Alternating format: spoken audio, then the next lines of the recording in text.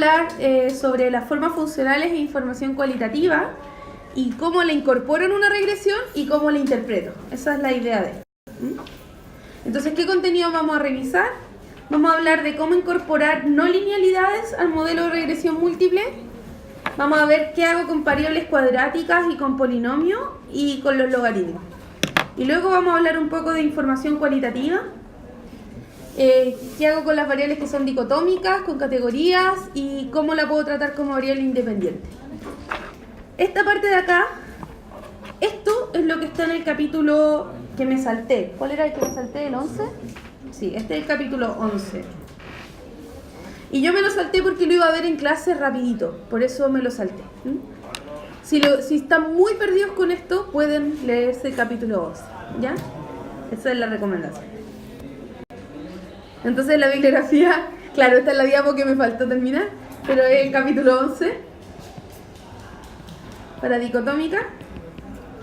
Y de ahí, y creo que para esto está en el capítulo, el otro que me salté, sería el que no vio Sergio, que sería el 8, ¿cierto? Y acá está lo de forma funcional. Ya. Entonces hablemos un poco de forma funcional y de las no linealidades, ¿ya? Iba a agregar unidad de medida, pero no alcancé a agregarlo, lo podemos ver el miércoles. Entonces, ¿cuál es la motivación? Esto de pensar en las formas funcionales. Entonces, en un modelo múltiple, nosotros queremos estimar siempre, ojalá, un efecto causal, ¿cierto? Generalmente, este es como nuestro objetivo. A veces no lo logramos y lo que hacemos es estimar una correlación robusta.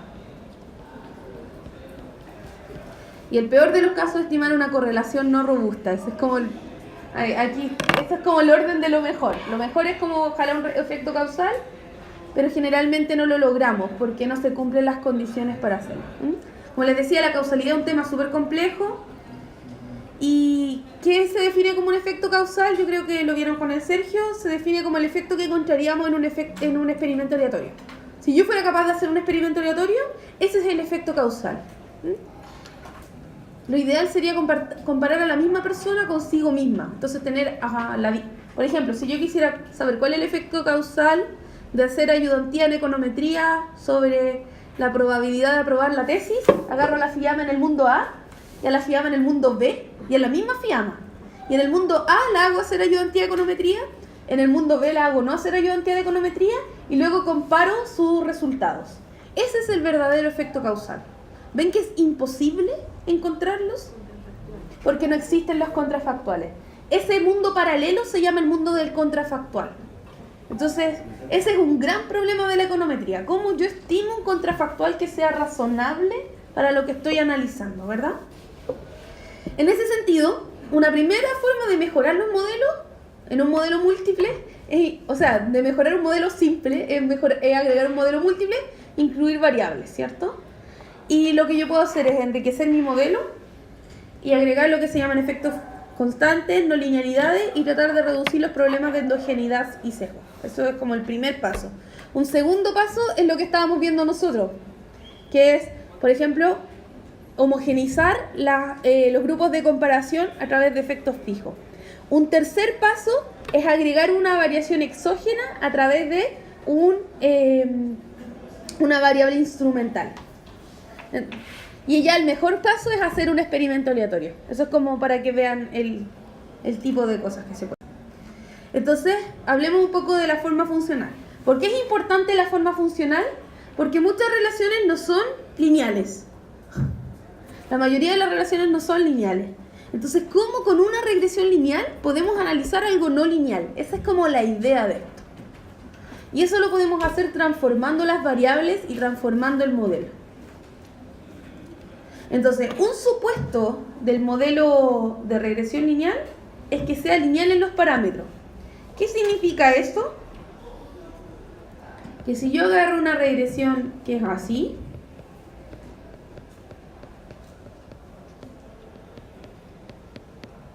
una regresión de ese tipo, eso es lineal, ¿cierto?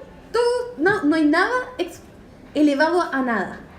Eso significa que sea lineal, que no hay nada elevado a nada. Técnicamente, lo que es clave que no esté elevado a nada son los betas.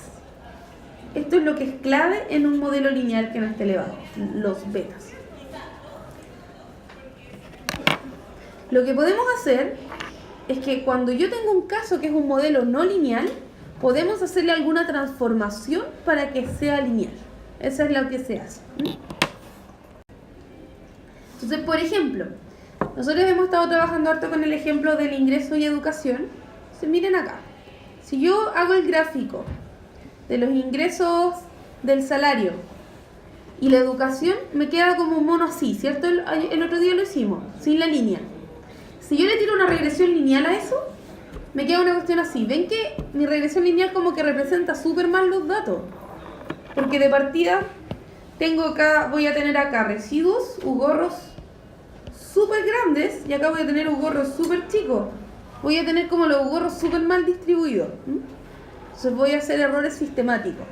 Voy a hacer que estén correlacionadas las variables. Porque probablemente una mejor forma de representar ese mundo es como este, con un modelo no lineal. Por ejemplo, con una función exponencial. Ven que una función exponencial como que se parece un poco más a los datos. En este ejemplo. Perfecto. En ese caso, para poder darnos cuenta de la no linealidad, sería importante hacer gráficos de los datos. Exacto. Antes de hacer cualquier análisis de regresión, el primer paso es conocer las variables. Lo primero, si ustedes leen cualquier investigación de econometría, que vamos a agregar a un par, el primer paso por donde parten, aparte de la introducción, primero que nada, te hablan sobre la literatura. ¿Qué significa la literatura? Te hablan sobre qué han escrito otros sobre este tema y qué han encontrado. Entonces, si muchos otros te están diciendo que la relación es no lineal, es porque es no lineal. Si muchos otros te están diciendo que es importante la experiencia en este análisis que no está acá, es porque es importante la experiencia, ¿cierto? Y un segundo paso es la estadística descriptiva de tus datos. Por eso ustedes tienen ramos de estadística descriptiva antes de este, donde ven la varianza, la esperanza, las distribuciones. Entonces lo primero que yo debería hacer es graficar, ver las esperanzas, ver las varianzas y entender cómo son mis datos antes de hacer alguna regresión para interpretarlos. Entonces yo no puedo interpretar algo que no entiendo. Eso es como un primer paso. Entonces un buen punto. Yo parto por los gráficos. El tema es que este modelo de acá, esta regresión que puse acá no es lineal. Entonces se sale del objetivo de este curso, que es ver regresiones lineales, claramente. Entonces vamos a hacer nosotros trampa. Vamos a transformar los datos no lineales en datos lineales para poder correrles una regresión lineal que sí funcione. Entonces, en vez de transformar nuestro modelo para que se acople a los datos, vamos a transformar los datos para que se acoplen al modelo. Esa es la trampa que vamos a hacer. Entonces, si yo tengo un modelo que es así, por ejemplo, de esta forma, como un modelo exponencial, ¿lo ven? ¿Cómo yo lo transformo en algo lineal? Por ejemplo, le aplico logaritmo. Todos claros con los pasos de ahí para allá, ¿cierto? No tengo que hacerlos o no se acuerdan. Si yo aplico logaritmo, ya,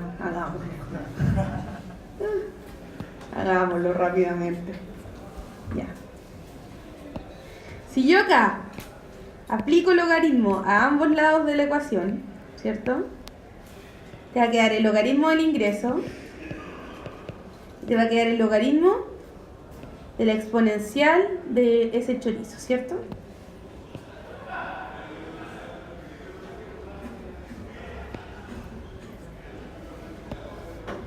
Ahí, ¿cierto? No sé si ustedes se acuerdan de las propiedades de las funciones logarítmicas, pero cuando un logaritmo está elevado a algo, se puede llevar hacia adelante, ¿cierto? Entonces yo me llevo todo esto para acá adelante y ahí me va a quedar eso por el logaritmo, todo eso, o sea, todo eso entre paréntesis, ¿cierto? Por el logaritmo de e, y el logaritmo de e es 1. Y así lo linealice. Entonces así me queda esta expresión de acá. Entonces lo que me está diciendo es, ya, pues, corramos un modelo lineal. Y el modelo va a ser lineal siempre y cuando le apliquéis logaritmo al ingreso. Entonces, transforma tu variable y ahora sí le puedes aplicar un modelo lineal. ¿Cómo se ve eso en los datos? Se ve así. Entonces, si yo aplico logaritmo del salario se va a transformar la variable. ¿Y ven que se ve mucho más lineal que antes? Y ahora si corro una regresión lineal, sí representa bien los datos. Esa es la idea. Entonces la pregunta es, ¿cómo interpreto este coeficiente de acá? Porque si fuera, por ejemplo, solo sí, mira, si fuera salario o ingreso igual 2,05 más, o hagámoslo, o aprovechémonos de ustedes. Alguien que tenga el stat abierto, acá los chiquillos del grupo 7. Córrete el puro salario o dime el coeficiente de la primera regresión que hicieron. ¿Te acuerdas la primera? La que es sin efectos fijos, sin años, sin nada, la de corte transversal. ¿Cuánto te da? El coeficiente de la escolaridad. 0.03, 70, 78. Ah, con logaritmo, ya. ¿Alguien le puede correr esa sin logaritmo? Que sea salario y escolaridad nomás.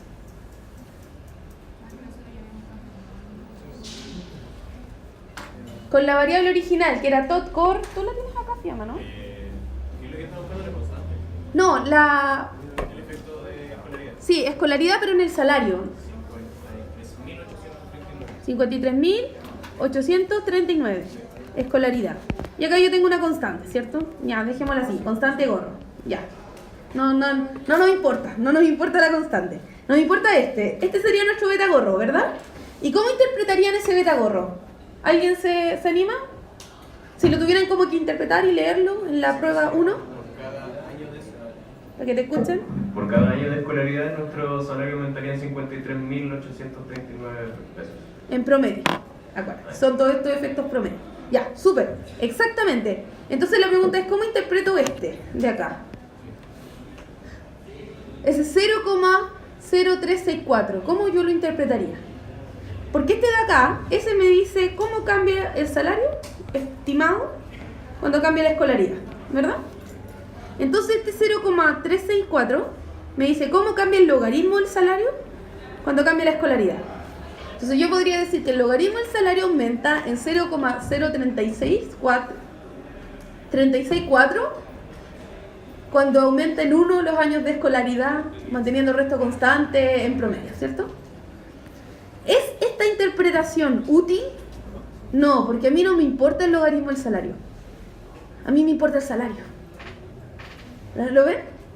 Entonces lo que yo necesito es ver una forma más útil de interpretarla, en vez de interpretarlo directamente como lo habríamos hecho acá.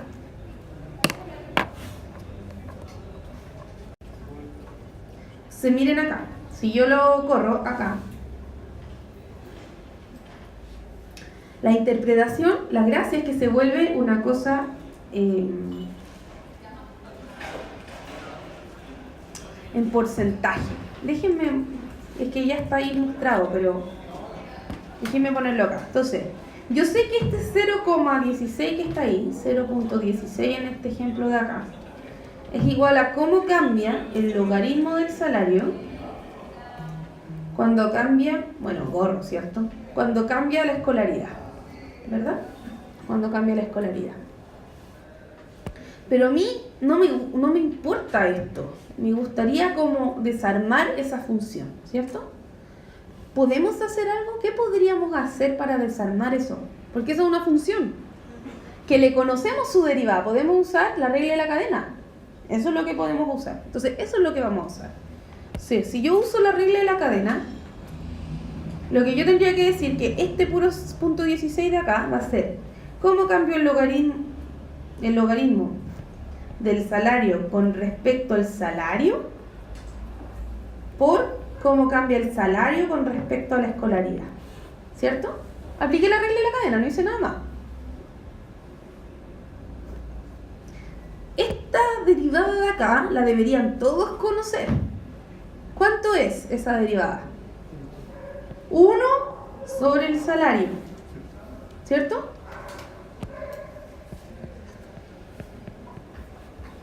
Y acá ya tengo el efecto que sí yo quería, ¿verdad? Este es el efecto que me interesaba. ¿Cómo cambia el salario sobre la escolaridad? Esto que está acá, completito, ¿se parece a algo que ustedes hayan visto en algún otro curso? ¿Ah? Se parece a la elasticidad. ¿Qué le falta para hacer una elasticidad? Para hacer la elasticidad. Me faltaría acá E, ¿o no? ¿Cierto? Esto de acá es lo que se llama una semielasticidad, en este caso. Semielasticidad, porque una cosa cambia en número y la otra cosa cambia en porcentaje. Por eso es semielasticidad. ¿Se acuerdan? La elasticidad es cuando cambia el porcentaje de una cosa en cuanto cambia el porcentaje de la otra, ¿verdad? En cambio acá, una cosa cambia en una cosa y la otra cosa cambia en porcentaje. ¿Qué cosa cambia en porcentaje? Por el que estoy dividiendo. En este caso, ese. El salario está cambiando en porcentaje. Entonces, ¿cómo interpreto esto? Interpreto que por un año más de escolaridad, porque, o si quieren lo puedo reescribir así. Lo puedo escribir así, ¿cierto? Este es el cambio porcentual, ¿verdad? Con respecto al cambio en E. Entonces yo voy a decir que un año más de escolaridad hace un cambio porcentual en el salario en 0,16. Pero ese cambio porcentual en este caso está en tanto por 1. Entonces yo podría multiplicarlo por 100 para que esté en tanto por ciento, ¿o no? Como el porcentaje está arriba, si yo quiero transformarlo en tanto por ciento, multiplico por 100, entonces multiplico por 100 acá. Entonces digo, ahora sí la interpretación que está acá. Un año adicional de escolaridad implica 16,7 más de ingreso. La diferencia es la interpretación. Es la interpretación. Todo lo que te cambia esto es la pura interpretación. Si ese 16,7 correspondería a 50.000.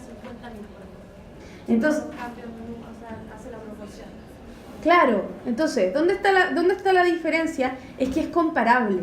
La primera cosa, ¿por qué muchas regresiones usan logaritmo? Porque es comparable. Yo puedo hacer la regresión en Chile y en Argentina y te dan porcentaje, entonces puedo comparar los países. Por eso generalmente mucho se usa con elasticidades o semielasticidades. Y lo otro es porque yo sabía que el ingreso es no lineal. Entonces si llego y la corro en nivel, en el número, mi regresión original parte de un supuesto equivocado. En cambio esta me reconoce que es no lineal, que es como una forma exponencial. Entonces esta parte de un supuesto más correcto. Entonces esta regresión representa mejor los datos que la otra regresión. ¿Qué cosa? ¿En qué sentido? Ah, es que dame un segundo, yo creo que te va a quedar más claro. Entonces, estos de acá, vamos a tener 4 opciones de modelos. Vamos a tener modelos que tienen logaritmo en los dos lados. Tengo el logaritmo de y y el logaritmo de x. Esos modelos te van a dar elasticidades. Entonces los betas se interpretan como una elasticidad. Te dice, si el beta aumenta en 1%, si que aumenta en 1%, el salario aumenta en tanto por ciento. Si yo tengo acá el logaritmo de y y acá tengo x, o tengo acá x, o acá tengo y acá tengo el logaritmo de x, estos dos son semielasticidades. Donde el que tiene logaritmo cambia en porcentaje y el que no tiene logaritmo cambia en número. Y el último caso son los que están en nivel. Entonces tengo x y acá cambian en unidades. Profe, disculpe que me perdí. ¿Qué representaba esa como rayita? Ah, la igualdad en el modelo. Entonces tengo un modelo, por ejemplo, si yo tengo acá el modelo, no sé, yo podría tener este modelo, que el logaritmo de y es igual a beta 0 más el beta 1 por el logaritmo de x más 1. La rayita es la igualdad. Entonces tengo la y a un lado y la x al otro lado. Yo acá les tengo una tabla. Entonces esta es una tabla para que lo recuerden, ¿ya? No puedo darle mucha más vuelta. Si quieren puedo subir, después les puedo hacer la demostración de cada uno. Yo igual, todo esto lo acabo de grabar, entonces todo grabado, ¿ya? Entonces lo importante saber es que cuando estamos haciendo una semielasticidad en este caso, Es saber, log X es porcentual. es porcentual. Y ahí tienen que tener ojo. Si la elasticidad es log X, hay que multiplicar por 100 el beta para interpretarlo. Y si la elasticidad es Y log, hay que dividir por 100 a X para interpretarlo. Porque en uno te queda dividiendo por el porcentaje y en el otro te queda multiplicando por el En este porcentaje. caso, si hubiera sido que estuviéramos regresionando la escolaridad con respecto al salario. Claro, y ahí tendrías que dividir por 100 para interpretar como porcentaje. Sí, por ser el beta. El beta. Y en el caso que hicimos recién, hay que multiplicarlo por 100 el beta. Entonces les doy un minuto para que interpreten su beta con logaritmo, el de la escolaridad. Interpretenlo en palabras, escríbanlo así cortito para que no se les olvide qué significa. Lo pueden poner hasta en el do file, con un asterisco, después lo pegan en un power, etc. Lineal. Por ejemplo, imagínense que ustedes quisieran analizar el PIB de un país. ¿Ustedes saben un modelo para el PIB de un país? Ya pasaron por macro, ¿verdad? Acá. ¿Vieron por cuál macro pasaron uno? El que hace Navia, ¿cierto? Ya. Y Navia. Ya. No, ¿vieron esto? ¿Vieron que yo puedo decir que el PIB es A capital y trabajo? Alfa y alfa menos 1. No, 1 menos alfa, digo. ¿Eso lo vieron? Ya. Es una Cobb-Douglas, ¿cierto? Una función Cobb-Douglas de producción. Entonces, si yo quisiera estimar esta cuestión con una regresión, ¿cómo podría estimar esto? ¿Les suena cómo sacarle una regresión a esto? Logaritmo. Esa es la forma de hacerlo. Entonces, si yo aplico logaritmo acá, podría ser logaritmo de I, y me va a quedar el logaritmo de A, K elevado a alfa, L elevado a 1 menos alfa. Bueno, con alfa y 1 menos alfa en realidad estoy suponiendo que hay rendimiento a constante escala. No es un supuesto siempre muy realista. Mejor pongamos alfa y beta, ya. Alfa y beta. Ya. ¿Y después qué hago? No sé si recuerdan que una de las propiedades de los logaritmos es que puedo separar las multiplicaciones en suma, ¿cierto? Entonces me queda el logaritmo de A más el logaritmo de K elevado a alfa más el logaritmo... Claro, lo mismo, ¿cierto? L elevado a beta, y voy a pasar los exponentes adelante. Entonces chao el alfa, chao el beta. Entonces aquí tengo alfa, acá tengo beta. ¿Ven que ya se parece como una regresión? Entonces vamos a decir que esta cuestión es constante, pues esta va a ser mi constante. Que esta va a ser una de mis variables, esta mi otra variable, estos son los coeficientes que quiero estimar, y me faltaría agregarle un error para reconocer que hay otras cosas que puedan afectar al PIB. Entonces yo podría hacer una regresión del PIB, ¿lo ven?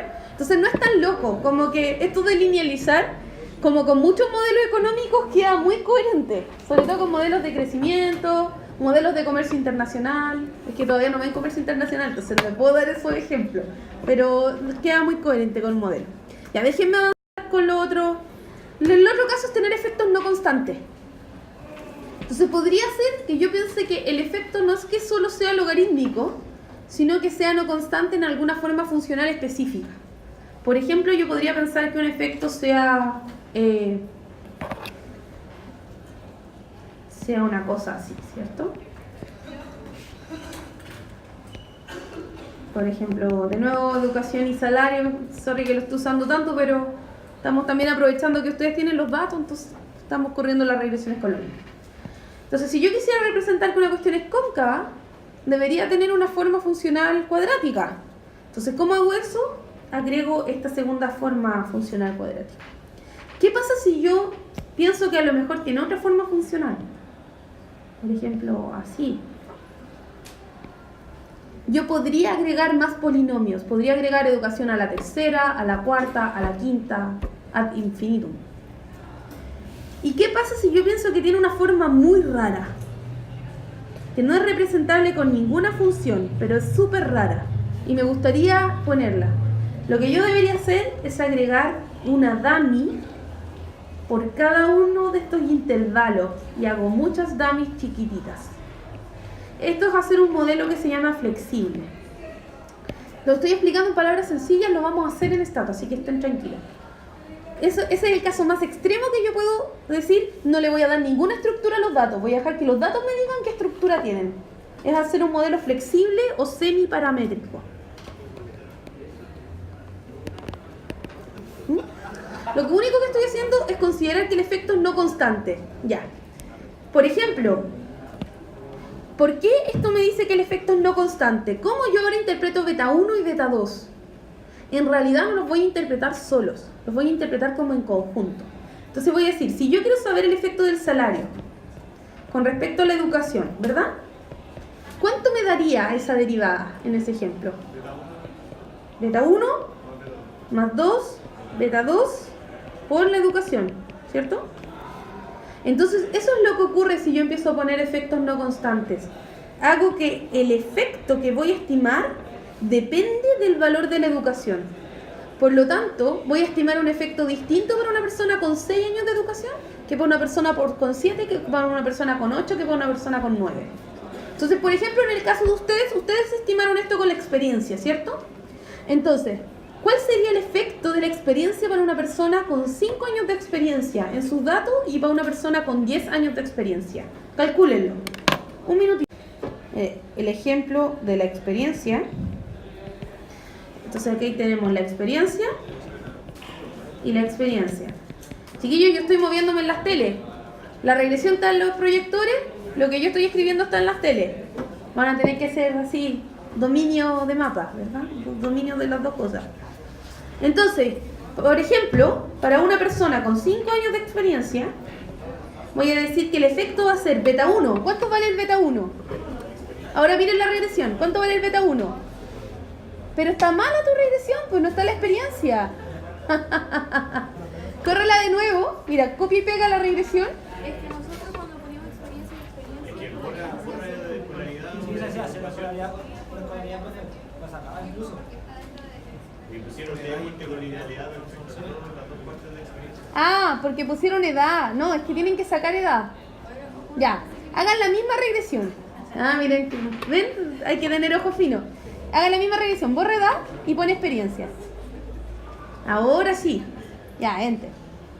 Ahora sí, esa es la regresión que yo quería. Entonces, ¿cuánto vale beta 1 borro? En este ejemplo sería el 0,04, ¿cierto? ¿Lo ven todo? 0.04. Vamos a aproximar. Ese sería el beta 1 gorro, el coeficiente que acompaña la experiencia. ¿Y cuánto sería el beta 2?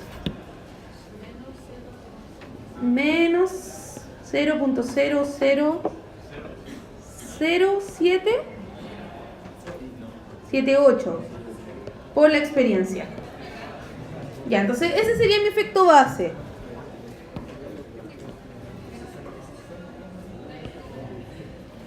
Ya, entonces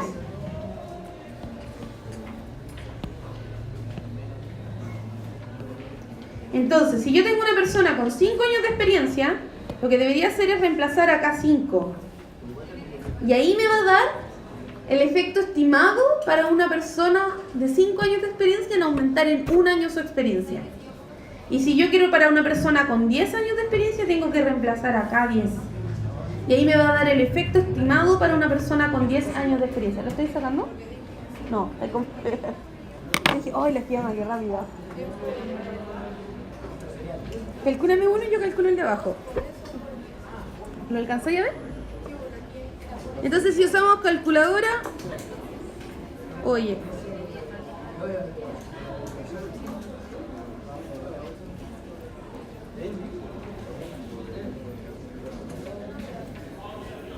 Eso sería menos 2 por 0.00078 por 5 más 0.044. Entonces esto me daría, el de arriba me da 0.0518 y el de abajo sería menos 2 por 0.00078 por 10 más 0.044.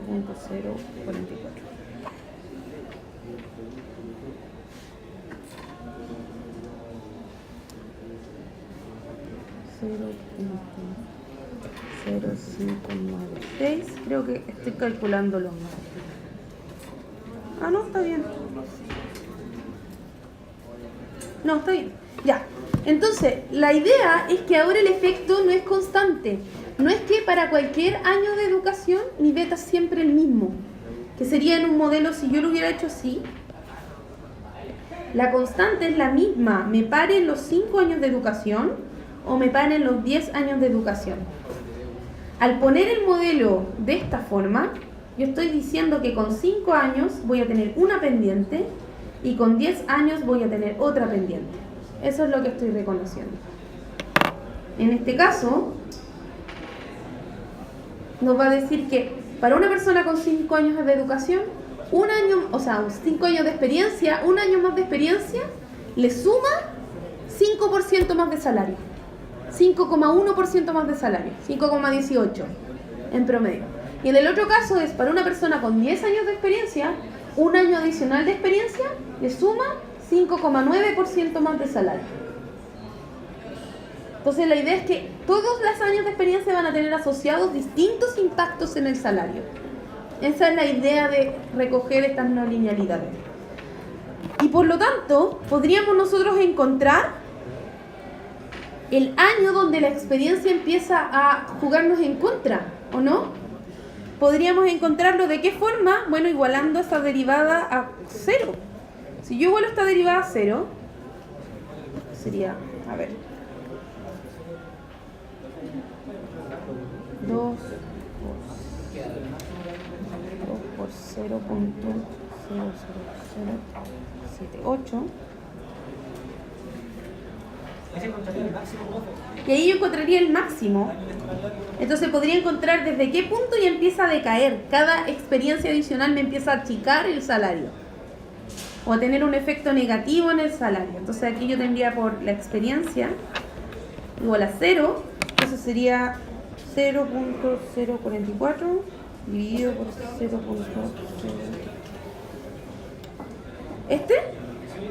Lo multipliqué esto por 2. 2 por eso. Sí. 0.044 dividido por 0.00. Entonces nos daría 28,2. Entonces significa que a partir de los 28,2 años de experiencia... Sí, pues porque este es negativo, pues. Menos, más por menos, 2 por menos 0.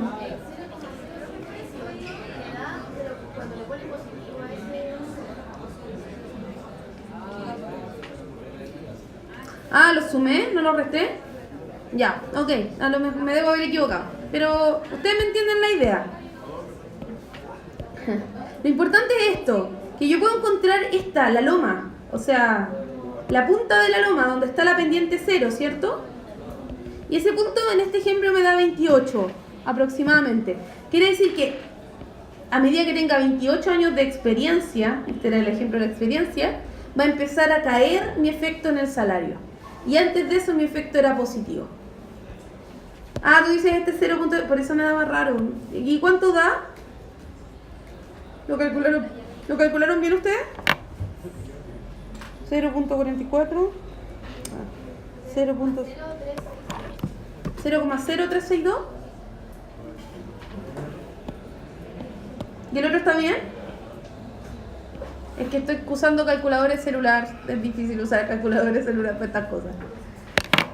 Entonces, eso es lo que me hacen los efectos no constantes. Entonces, la idea es esto, que yo estoy representando mejor mis datos. Esa es un poco la idea. Ya, nos quedamos al debe con información cualitativa.